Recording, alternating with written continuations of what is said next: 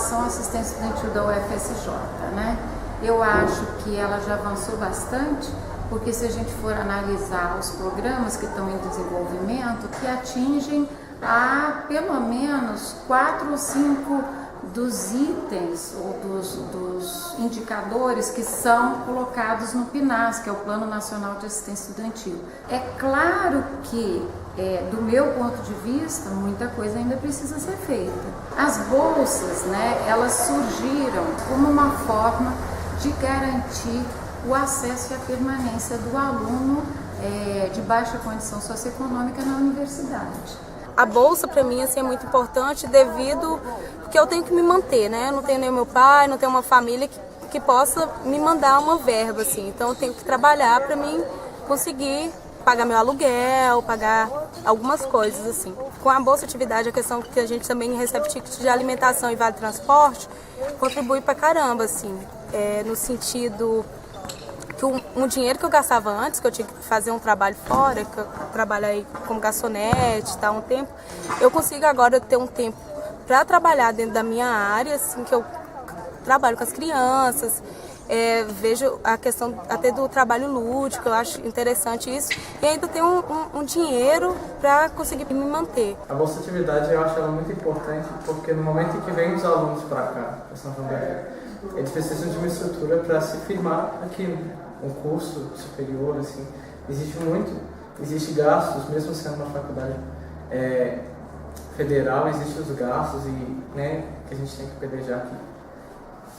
E quando você tem esse apoio da universidade, nessa bolsa de atividade, você consegue facilitar aluguel, os seus gastos mesmos, em cada mês a gente já consegue ajudar. No meu caso foi bom para mim, por quê? Porque eu pude livrar isso das costas dos meus pais. Então não ficou só por conta deles, eu pude ajudar eles e quase que me sustento inteiro com essa bolsa, sabe? Eles entram só para algum auxílio e tudo mais. E é legal também porque a gente consegue fazer isso trabalhando, entendeu? Dentro da faculdade você conhece o ambiente universitário melhor, você conhece os outros lugares, outros setores, que é uma parte interessante. Ao longo do tempo foi havendo uma transformação até na forma de compreensão de como deveria se desenvolver os programas de bolsa. Ela ajuda na questão dos custos e tal, diminuir os custos. E também por causa do tempo, né? É importante porque o tempo que, entre aspas, eu perdia fazendo compras ou fazendo comida, esse tempo eu posso utilizar para os meus estudos, ou utilizar, enfim, para outras atividades. Por exemplo, eu dou aula, entendeu? É um tempo que, de certa forma, eu não estou perdendo, entendeu? É um tempo que me faz me aproximar da faculdade, que não necessariamente eu tenho que vir para casa para almoçar. Eu posso, por exemplo, almoçar na faculdade e continuar lá no período da tarde. Eu faço parte do PIBID esse ano. Inclusive eu consegui o PIBID depois da bolsa. A única bolsa que não interfere, no caso do aluno adquirir outra bolsa, é a bolsa de alimentação. Mas a gente trabalha com aluno de baixa condição socioeconômica, porque justamente é esse que a gente precisa garantir essas condições para que ele tenha sucesso na sua formação superior. O que a gente precisa estar mudando para que isso melhore, né, e que garanta realmente a qualidade da formação para o aluno? A bolsa ela tem que deixar de ser uma bolsa atividade vinculada ao exercício de uma determinada atividade que não esteja vinculada à área de formação do aluno.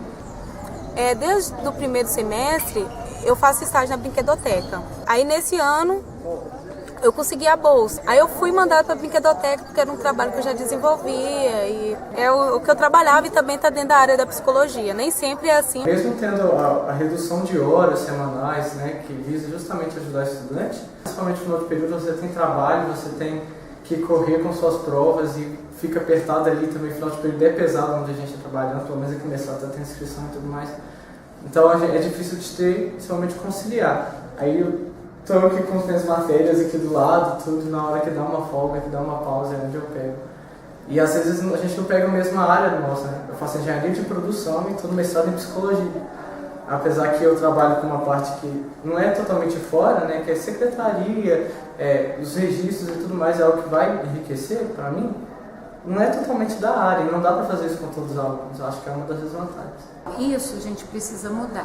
Nós acabamos de aprovar a criação da Pró-Reitoria de Assuntos Estudantis, né? Com isso, a gente acaba dando uma diversidade em termos socioeconômicos para os estudantes na universidade, porque durante muito tempo a universidade esteve muito mais vinculada às elites, ou ela sempre atendeu muito mais às elites do que às classes populares. Para o recebimento de bolsa, todo aluno tem que passar por algum critério de seleção. Só que a bolsa atividade, que eu prefiro que se chame bolsa permanência, ela estabelece como critério não um mérito acadêmico, mas se ele for um aluno considerado de baixa condição socioeconômica, que apresente um certo nível de vulnerabilidade social, é o aluno que vai ser classificado para estar recebendo uma bolsa permanência.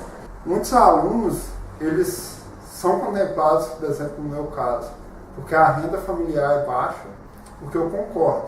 Porém, alguns alunos, eles têm a renda familiar alta, mas isso não significa que esses alunos recebem uma ajuda financeira maior dos pais.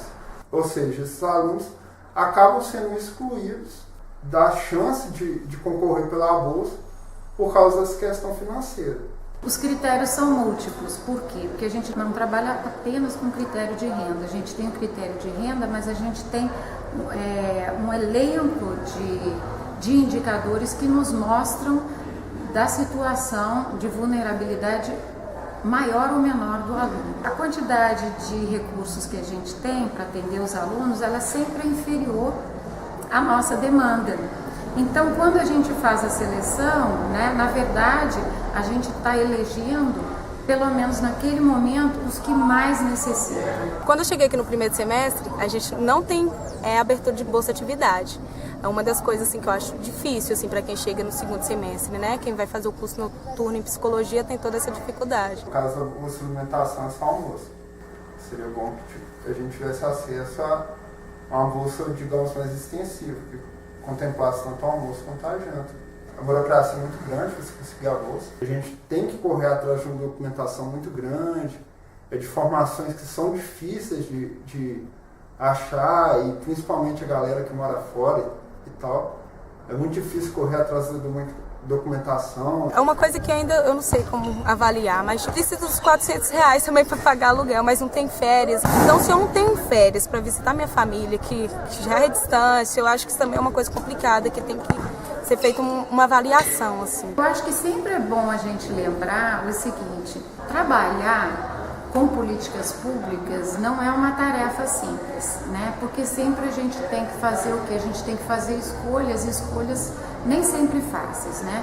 Escolhas difíceis, porque significa dizer, eu vou contemplar um determinado público em detrimento do outro. Mas essas escolhas, elas são necessárias. A gente também não consegue, de imediato, atender a todos, né? A política, hoje quando a gente trabalha com política de assistência estudantil, a gente está, de certa forma, trabalhando com duas áreas específicas que se juntam, né? Que é a área da assistência e a área da educação.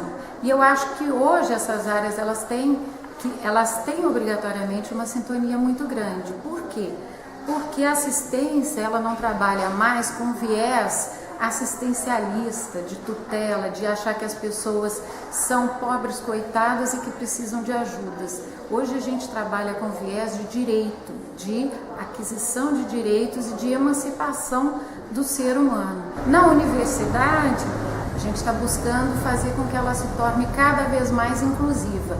Isso não é fácil, gente. Não pensem que é uma coisa assim fácil e nem que a gente consegue fazer assim de uma hora para outra, né? É claro que as cobranças vão vir e elas são bem-vindas, né? A gente não se omite da responsabilidade dessas cobranças, mas eu só espero que todos tenham um pouco de paciência e que apostem no trabalho que a gente está tentando fazer, tá? Nós estamos num período aqui na assistência estudantil de fazer uma série de reformulação.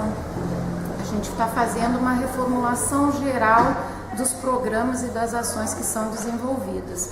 Então, eu acredito que a médio prazo a gente tenha que mexer em muita coisa no formato, né, e nos critérios, nas formas de desenvolver os programas e as ações que estão aqui sob a nossa responsabilidade.